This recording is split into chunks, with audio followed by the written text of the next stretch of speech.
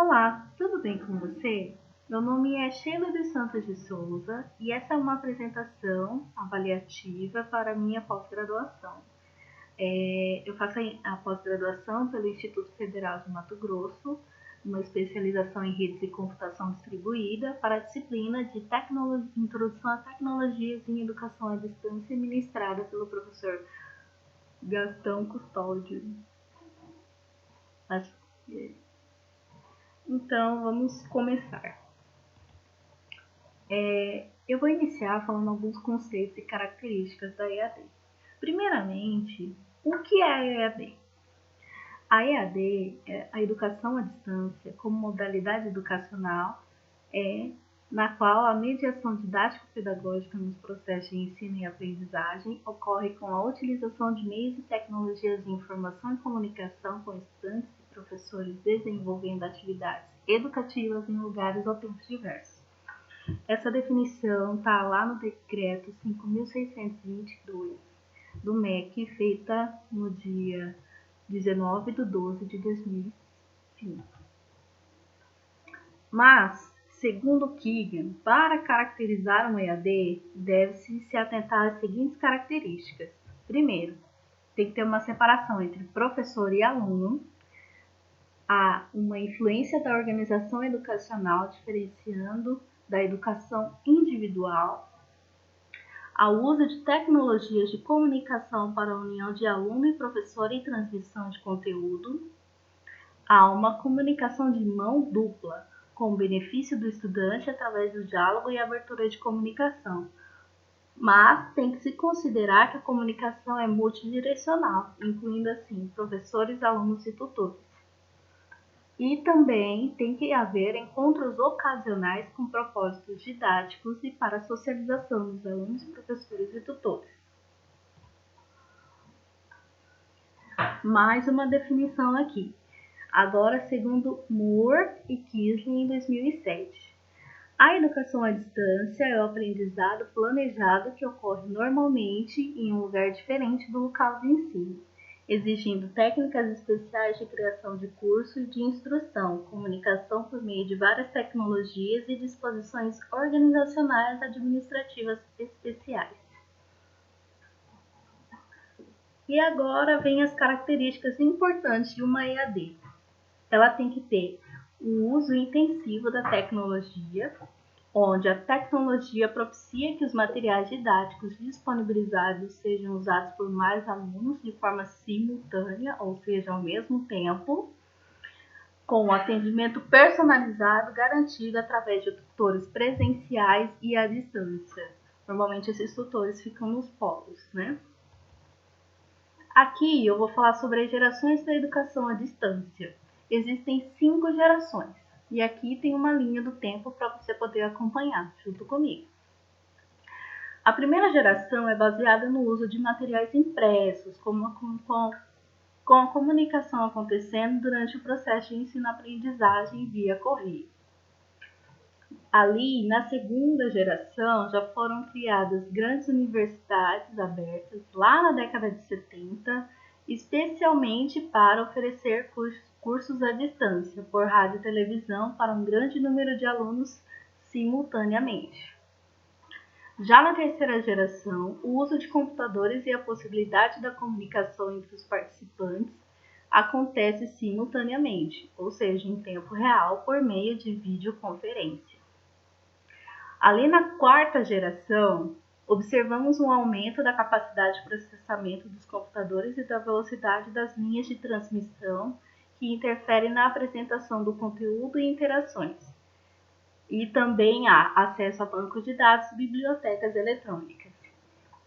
Na quinta geração, observamos o uso de agentes inteligentes, equipamentos wireless, linhas de transmissão eficientes, organização e reutilização dos conteúdos. Uma coisa importante que nós devemos nos atentar é que, ao longo das gerações de EAD, não houve substituição das tecnologias, mas sim uma incorporação, ou seja, há uma coexistência de tecnologias, trazendo assim mais sofisticação, com mais recursos didáticos, melhores interações entre os participantes desse tipo de ensino. Agora vamos falar sobre as origens da EAD. Nas primeiras experiências com a EAD era via correspondência. Ali nas primeiras décadas do século XX, inicia-se a oferta de cursos à distância por algumas universidades norte-americanas com vários temas. Mas só ali no final dos anos 60 surgiram instituições voltadas especificamente para a EAD, com a emergência das chamadas universidades abertas.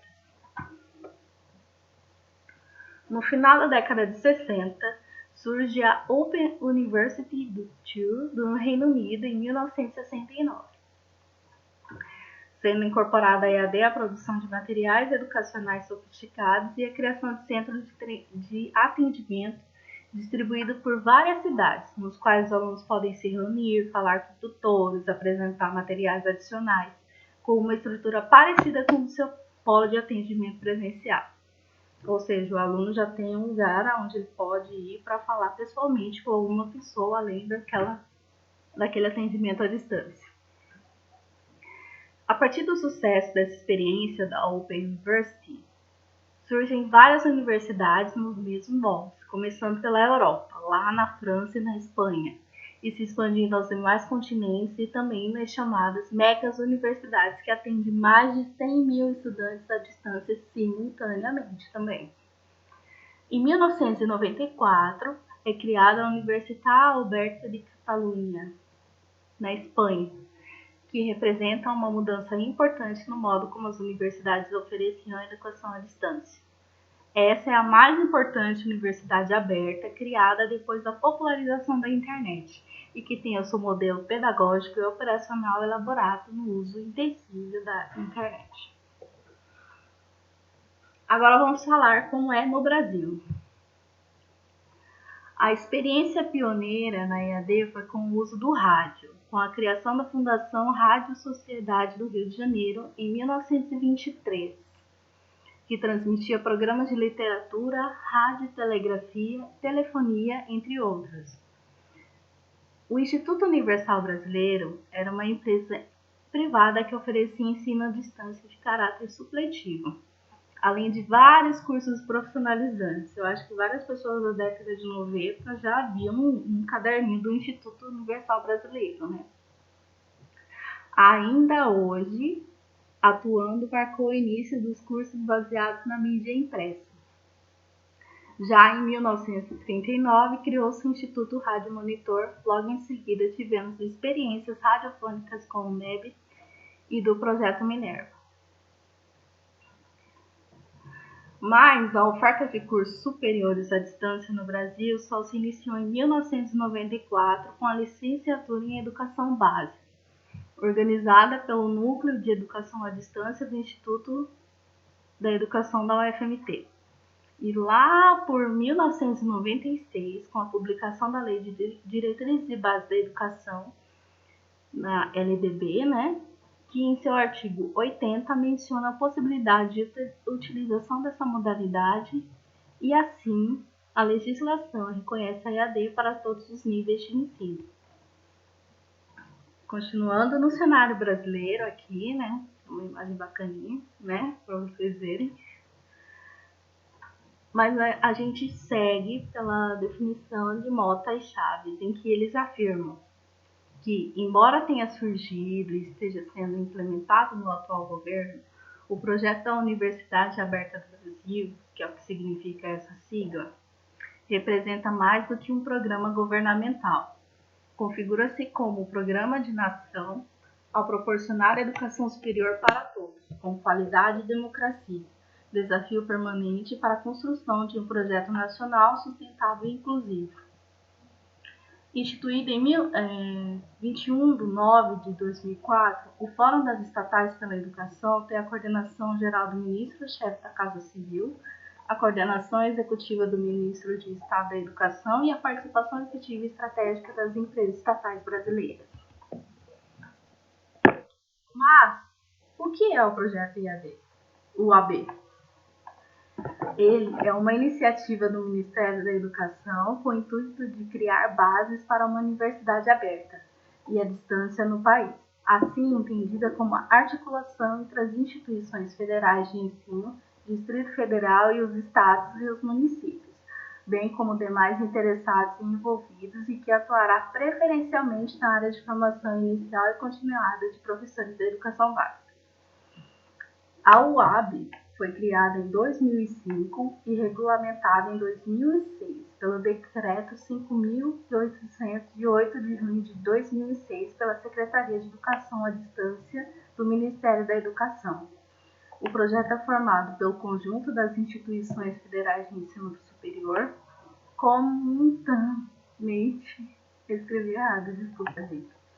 com polos de apoio presencial, contando com o apoio de governos municipais e estaduais, sendo utilizado para formação inicial e continuada e também para pesquisa.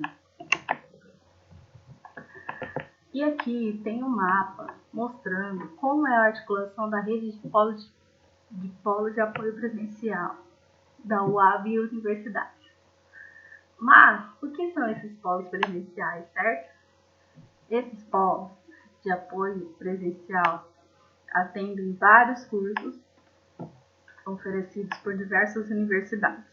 E cada curso é oferecido em vários polos, formando assim uma rede que é coordenada pela UAB e envolve uma logística complexa e que está presente em todo o Brasil. Algumas considerações sobre a UAB. Secretário de Educação à Distância, Ronaldo Mota, e diretor de Políticas em Educação à Distância do MEC, Hélio Chaves, afirmaram que a UAB se constituía em um projeto que propiciará a revisão de nosso paradigma educacional em termos de modernização, gestão democrática, financiamento e provocará importantes desdobramentos para a melhoria da qualidade da educação, tanto na incorporação de tecnologias e metodologias inovadoras ao ensino presencial, quanto nos possíveis caminhos de promovermos a educação superior à distância com liberdade e flexibilidade. Agora, alguns marcos legais da educação à distância. A EAD surgiu como uma modalidade de ensino e aprendizagem legalmente reconhecida somente em 1971 pela LDB.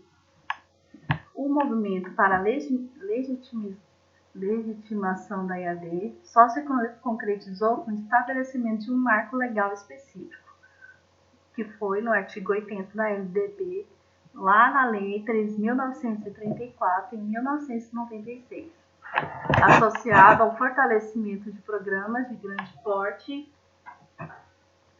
financiados pelo Estado e na criação de novos projetos, como, por exemplo, o Programa de Universidade Aberta do Brasil. O Decreto 5.622, em dezembro de 2005, busca garantir o credenciamento institucional, supervisão e acompanhamento e avaliação da modalidade EAD com padrões de qualidade. Dito por Mota e Chaves na página 17. A elaboração do projeto de decreto passou por ampla discussão com a sociedade brasileira por meio de consulta pública, bem como foi referendado pelo Fórum dos Conselhos Estaduais de Educação e Conselho Nacional da Educação. Vou citar alguns pontos bem importantes do decreto 5.622 em 2005. Ele fala sobre a obediência às diretrizes curriculares, onde a duração dos cursos é igual à definida na modalidade presencial para cursos equivalentes, ou seja, se um curso na modalidade presencial é de 5 anos, a distância também tem que ser 5 anos. Também há um controle da frequência definido no projeto pedagógico, transferências e equivalências e aproveitamentos garantidos. O diploma obtido pelo EAD tem validade nacional, assim como presencial. Os resultados dos exames periódicos presenciais prevalecem sobre os demais resultados obtidos de outras formas de avaliação à distância. Os institutos de educação superior com autonomia universitária não necessitam de autorizações para ofertar novos cursos superiores. O ato de credenciamento definirá a abrangência de sua atuação no território nacional. A participação dos alunos nas avaliações juntamente em igualdade com condições com presenciais. Também há o reforço da obrigatoriedade dos momentos presenciais para avaliações de estágios previstos em lei, defesa de trabalho de conclusão de curso, e credenciamento e recredenciamento das IEs para oferta de cursos superiores à distância feito pela União, único e no máximo por 5 anos. Também eu vou citar aqui alguns requisitos básicos para esse credenciamento. Tem que ter uma elaboração de plano de desenvolvimento institucional, ou seja, PDI, que contemple a oferta de cursos e programas à distância. Tem que ter o projeto pedagógico para os cursos e programas. Tem que ter a garantia de corpo técnico e administrativo qualificado. Tem que ter também corpo docente com as qualificações exigidas na legislação em vigor, preferencialmente com formação para trabalhar com educação à distância. Também não pode ser esquecida a descrição dos serviços de suporte e infraestruturas adequados à realização do projeto pedagógico, contendo instalações físicas, infraestrutura tecnológica de suporte e atendimento remoto aos estudantes e professores. Tem que ter também polo de educação à distância no país ou pode ser no exterior. E além do mais, tem que ter bibliotecas adequadas, inclusive com acervo eletrônico remoto e sistemas de informação que funcionem e atendam adequadamente os estudantes. Agora, eu vou falar sobre o capítulo 2 do livro, que é as mídias na educação à distância. Uso de mídias na educação. Usualmente, estamos acostumados a associar o termo de mídias apenas a itens eletrônicos e digitais. Porém, a tecnologia está associada a itens que usamos no dia a dia. Sempre alguma coisa nova. E o que eu vou começar falando é sobre o livro. Antes do livro ter o seu formato e constituição atual, eles já tiveram várias formas. Já foi feito de barro, de papiro. Até hoje você consegue ir lá no Egito e pegar um papiro. Isso é demais, né? É feito também em folhas de palmeira, seda e etc. Mas só foi após a invenção da prensa por Gutenberg no século XV e que o livro tomou a forma que nós conhecemos atualmente. O primeiro livro didático foi inventado por João Amós Comínicos em 1657 e para ele seu uso seria tão completo que dispensava o domínio do professor. Para a educação à distância, o uso de livros é imprescindível, uma vez que é elaborado para que o aluno domine o conteúdo sem a presença do professor. Esse cenário traz um novo desafio aos professores, que é o de inovar na forma de aprender e principalmente na forma de ensinar. Vamos falar algumas características das mídias, principalmente televisão e vídeo. Ai, gente, desculpa. Assim como o livro, temos outras mídias que são utilizadas na educação à distância, que são divididas em 2 grupos, analógicas ou radiodifusão, digitais ou multimídia. Eu vou citar e explicar algumas aqui. Vou começar pela televisão e vídeo. Moore, em 1995, afirmava que a TV e o vídeo encontraram a fórmula de comunicar-se com a maioria das pessoas, tanto crianças como adultos, em um ritmo cada vez mais alucinante. Sua linguagem audiovisual, ou seja, que aguça tanto a nossa visão como a nossa audição, desenvolve múltiplas atitudes perceptivas, solicita constantemente a imaginação e reinveste na afetividade como papel de mediação primordial no mundo, ao contrário da linguagem escrita, que desenvolve mais o rigor, a organização e abstração e análise lógica. A televisão pode ser utilizada no ensino à distância para a transmissão de programas educativos de rede aberta via satélite, ao vivo ou gravados.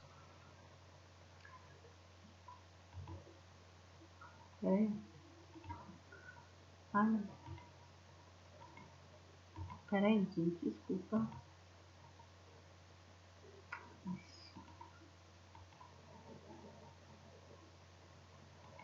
Errinhos.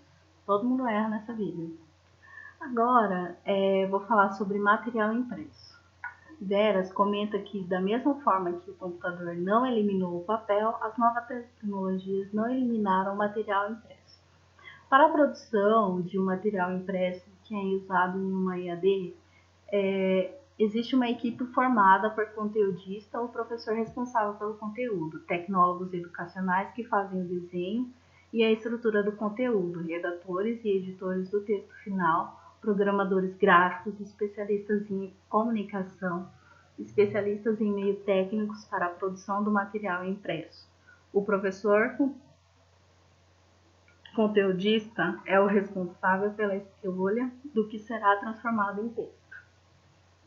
As etapas básicas de elaboração do material didático são estabelecimento do programa, definição dos objetivos, redação dos conteúdos específicos, redação pedagógica dos conteúdos, digitação do texto, ilustração, revisão pedagógica, arte e finalização, revisão final técnica e pedagógica, validação e impressão gráfica.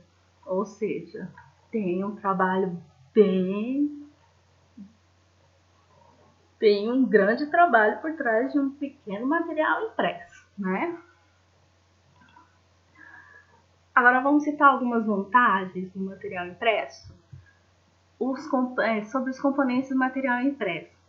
Os textos escritos especialmente para o EAD, itens suplementares, tarefas, ilustrações, desenhos, fotos, mapas, cartas, revistas, periódicos e também as indicações bibliográficas.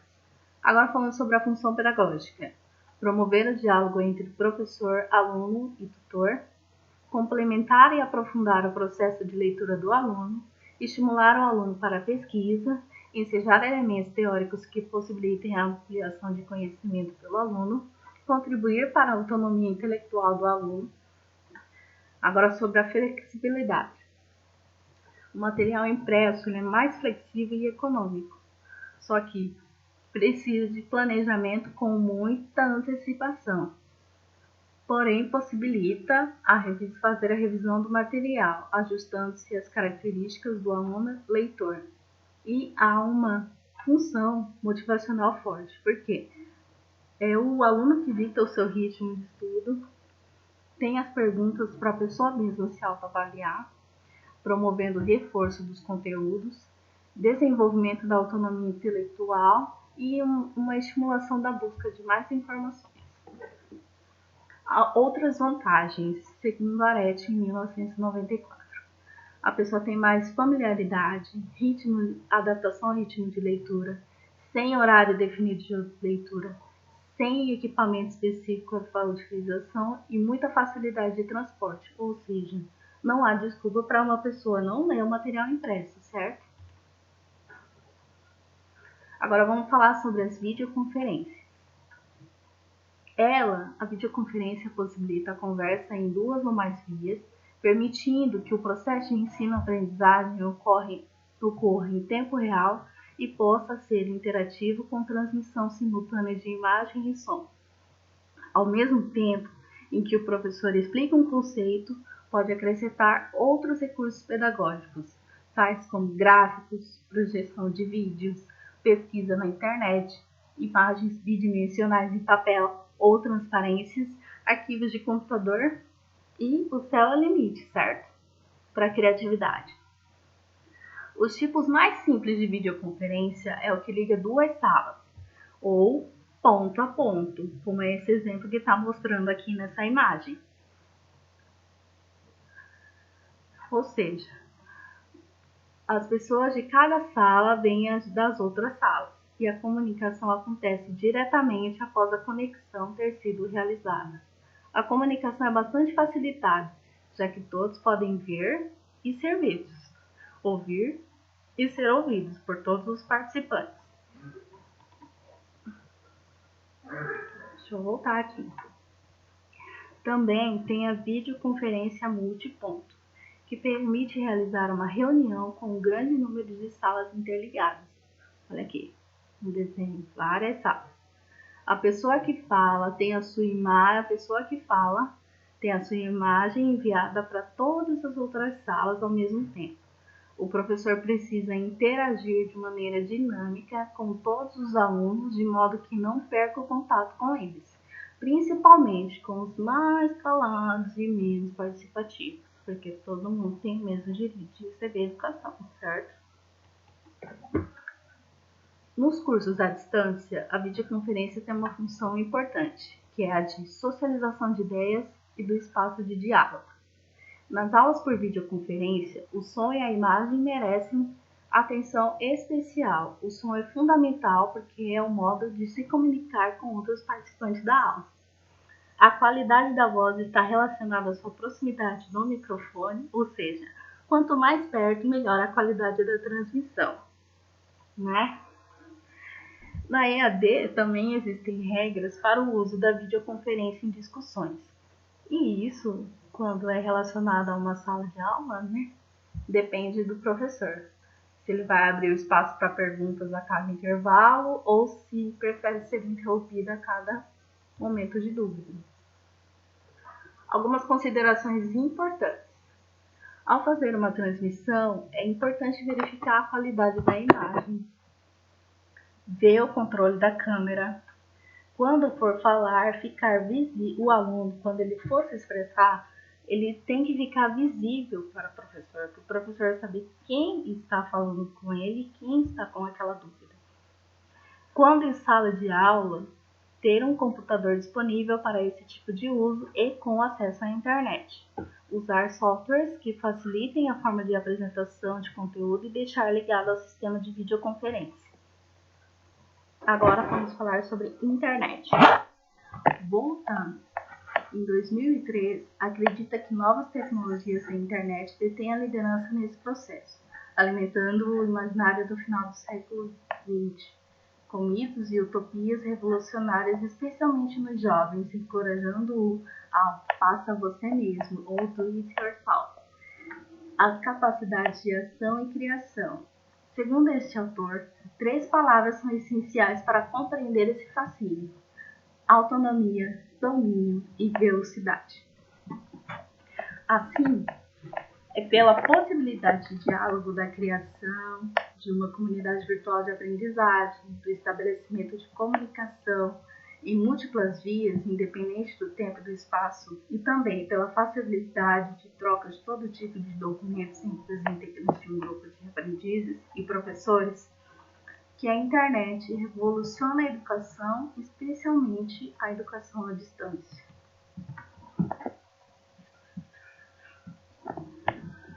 Os softwares que viabilizam as atividades dos cursos à distância na internet são chamados de ambientes virtuais de ensino-aprendizagem, que a gente conhece popularmente como AVA, só que a sigla dele é AVA. Cataplan, Malvern e Roncarelli definem como sistemas que integram ferramentas de comunicação digital organizadas em uma proposta pedagógica.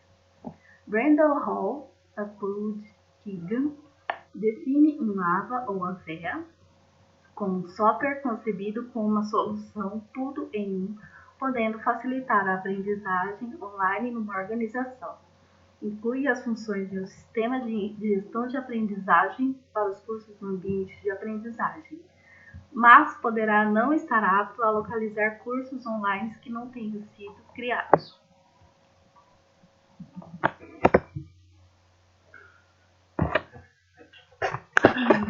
Assim, o AVEA, o AVA, é o espaço em que os materiais didáticos e interações acontecem de forma organizada, com a integração de múltiplas mídias, linguagens e recursos, apresentando informações de maneira organizada, desenvolvendo interações entre pessoas e objetivos de conhecimento, elaborar e socializar produções tendo em vista atingir determinado objetivo.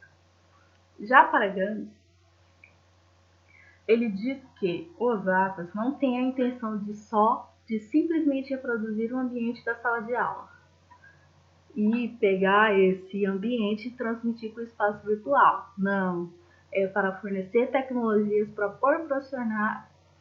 proporcionar aos alunos novas ferramentas que facilitem a situação de aprendizagem. Para Games, esses espaços de aprendizagem oferecem condições permanentes de interação entre seus usuários. A hipertextualidade facilita a propagação de colaboração e cooperação entre seus participantes, enquanto que a conectividade garante o acesso rápido à informação e a comunicação interpessoal em qualquer tempo e lugar. Por isso que eu coloquei essa fotinha. A interatividade, conectividade e hipertextualidade garantem o diferencial dos ambientes virtuais para aprendizagem individual e grupal. Para Teles, a primeira tarefa do professor online é a de criar um ambiente de comunicação fácil e confortável, no qual o participante de uma comunidade virtual não deverá sentir-se isolado dos colegas, estabelecendo um modelo no qual as respostas são rápidas. E assim chega ao fim a minha apresentação. Agradeço muito quem ouviu até o fim, certo? Eu sei que às vezes é um conteúdo um pouco pesado, né? Com muito conceito, mas eu fico muito agradecida que você tenha chegado até esse momento. Tá aí o meu contato. Se você quiser falar alguma coisa, fique à vontade. Agradeço muito. Aqui estão algumas biografias, tanto do capítulo 1 como do capítulo 2. Então, até a próxima e muito obrigada!